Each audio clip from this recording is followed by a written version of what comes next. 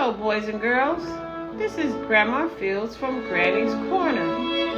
Today I'm going to read you a story, and the title of the story is Corduroy. The author of this story is Don Freeman. Corduroy is a bear who once lived in the toy department of a big store. Day after day, he waited with all the other animals' dolls for someone to come along and take him home. The store was always filled with shoppers buying all sorts of things, but no one ever seemed to want a small bear in green overalls. Then one morning, a little girl stopped and looked straight into Corduroy's bright eyes. "Oh, Mommy," she said, "look, there's the very bear I've always wanted." "Not today, dear," her mother sighed. "I've spent too much already. Besides, he doesn't look new. He's lost a button to one of his shoulder straps." Corduroy watched them sadly as they walked away.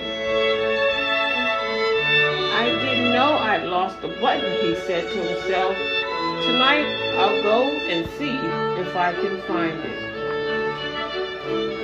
Late that evening, when all the shoppers had gone and the doors were shut and locked, Corduroy climbed carefully down from his shelf and began searching everywhere on the floor for his lost button. Suddenly, he felt the floor moving under him. Quite by accident, he had stepped onto an escalator, and up he went. Could this be a mountain, he wondered? "I think I've always wanted to climb a mountain." He stepped off the escalator as it reached the next floor, and there before his eyes was a most amazing sight. Tables and chairs and lamps and sofas and rows of beds. "This must be a palace," Corduroy gasped. "I guess I've always wanted to live in a palace." He wandered around, admiring the furniture. "This must be a bed," he said. "I've always wanted to sleep in the bed." And up he crawled onto a large, thick mattress.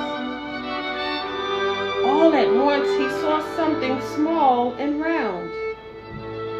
"Why, here's my button," he cried, and he tried to pick it up, but like all the other buttons on the mattress, it was tied down tight. He yanked and pulled with both paws until, pop! Off came the button, and off the mattress Corduroy toppled. Bang! Into a small, tall floor lamp. Over it he fell with a crash. Corduroy didn't know it, but there was someone else awake in the store. That night the watchman was going his rounds on the floor above. When he heard the crash, he came dashing down the escalator. "Now who in the world did that?" he exclaimed. "Somebody must be hiding around here." He flashed his light under and over sofas and beds until he came to the biggest bed of all. And there he saw 2 fuzzy brown ears sticking up from under the cover. "Hello," he said. "How did you get upstairs?" The watchman tucked Corduroy under his arms and carried him down the escalator and set him on the shelf in the toy department with the other animals and dolls. Corduroy was just waking up when the first customers came into the store in the morning, and there, looking at him with a wide, warm smile, was the same little girl he'd seen only the day before. "I'm Lisa," she said, "and you're going to be my very own bear. Last night I counted I've saved in my piggy bank, and my mother said I can bring you home. Shall I put him in the box for you? The saleslady asked. No thank you, Lisa answered. She carried Corduroy home in her arms.